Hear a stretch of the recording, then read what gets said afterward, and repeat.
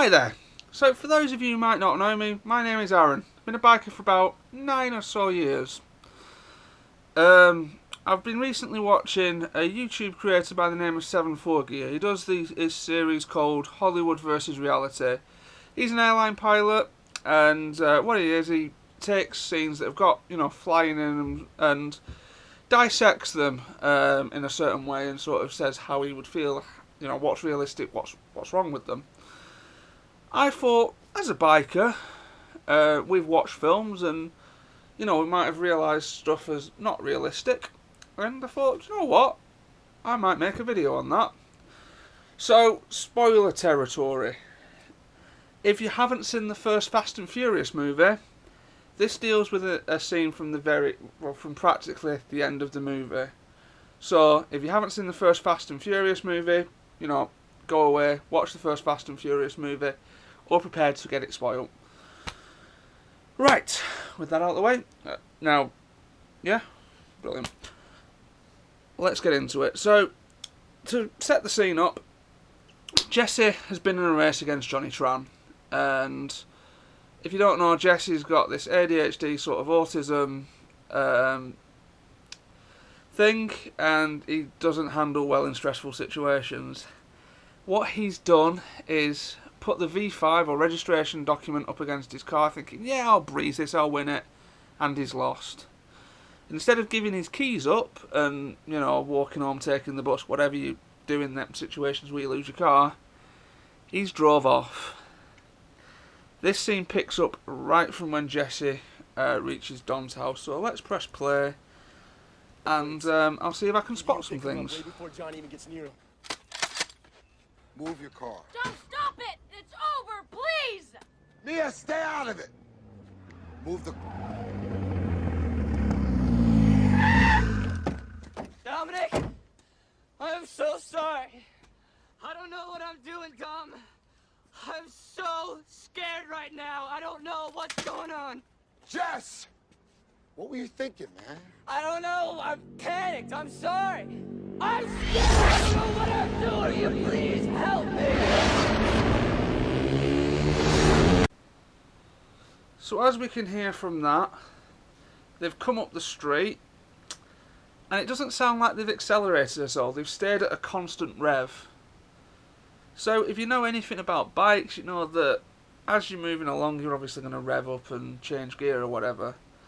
Now, obviously they've shot with the left hand, which isn't really a problem because that's used for clutch, and if you're sort of accelerating, it'd be more of a problem if they were using the right hand because that's the hand you need to accelerate on the throttle.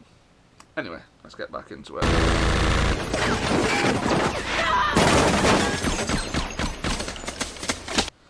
Now that's interesting, you see, because as he's shooting to give himself a better view, he's got his hand pretty much sort of like straight like that. Now, the only problem with that would be, if he hits a pothole or a bump or anything like that, his hand's going to jolt back and obviously his bike would accelerate, and obviously that wouldn't be ideal. Let's crack on.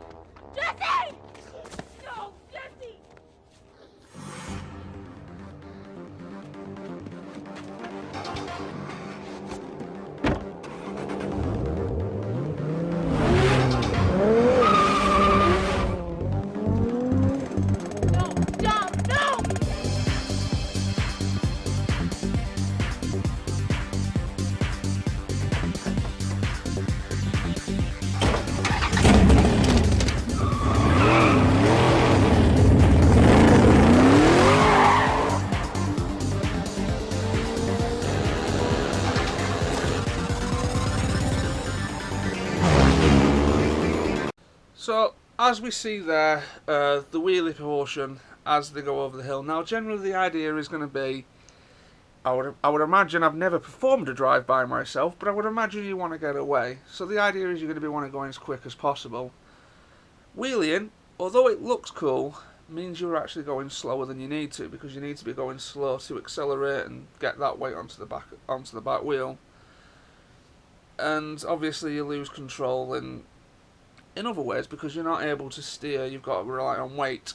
So that's just an interesting point there. Let's carry on.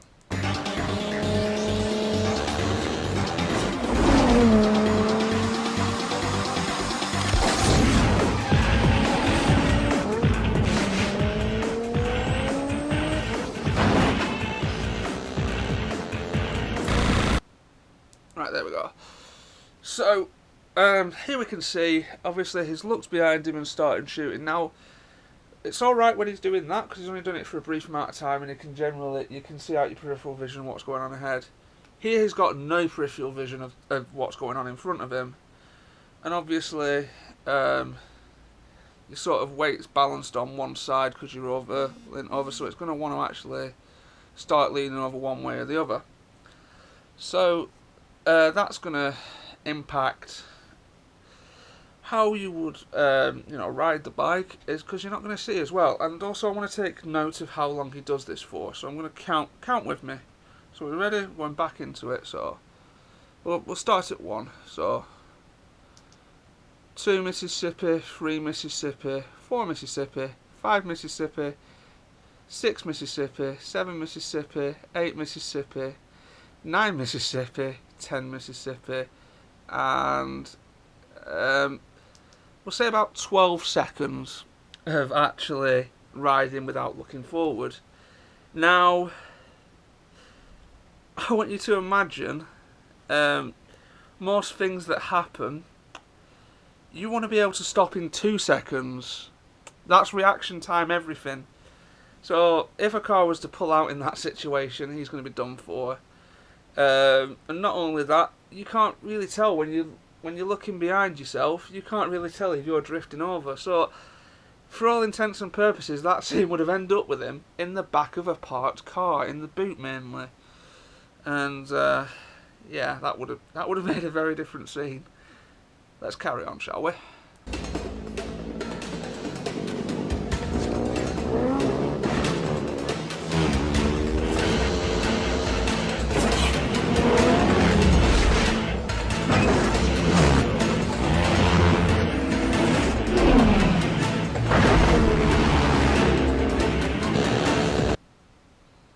Pretty standard riding.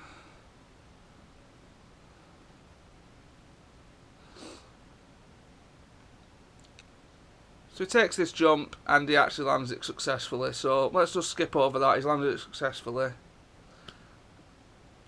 And another jump is landed successfully. So he can land jumps.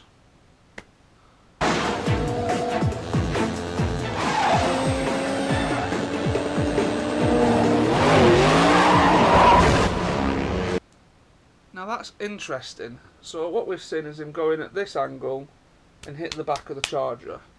Now in reality, what would happen if that sort of happened? You'd hit the Charger that way, you'd spin yourself around that way, the bike's going to want to flip you out, so you're going to high side, you're going to go out the way. What happens is he seems to be able to ride perfectly straight, and for some reason ride perfectly straight, and he makes a jump, but you'll see.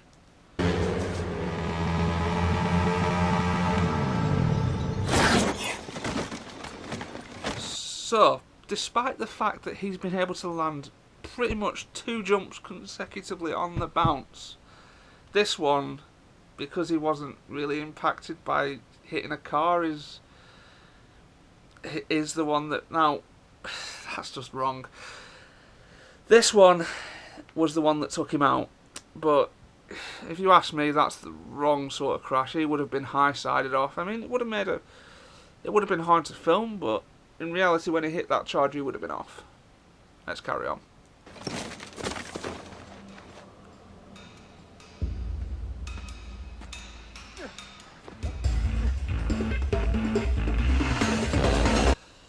And another thing, from where Dom would have hit him, he would have not been able to get there that quickly to look over and look all menacing like.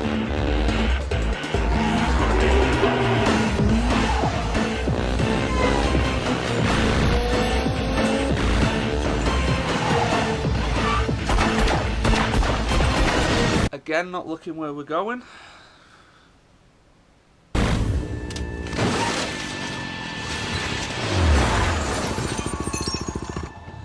So he's slumped forward and slightly to the right hand side, yet the bike goes to the left.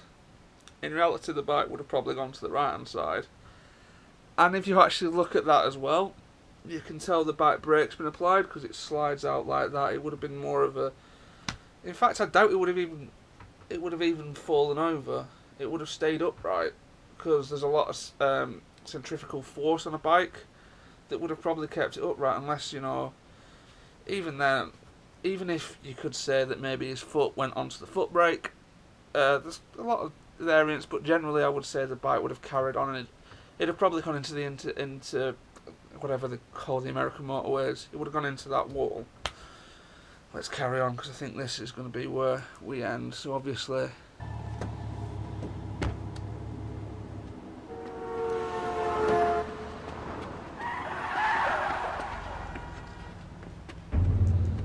so take note as well, the bike was running as we heard it fall over. We could hear it sort of running there. Yeah.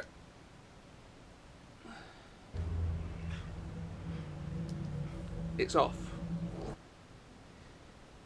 Now, if that bike was running, so say in third or fourth gear, time it's laid over, that back wheel is spinning. So the back wheel wouldn't have stalled the bike, so it would still be running. Anyway, I'm just going to leave that one there. I hope you've enjoyed that. If you want me to do more like this, let me know, and I'll be happy to oblige. Catch you next time, folks.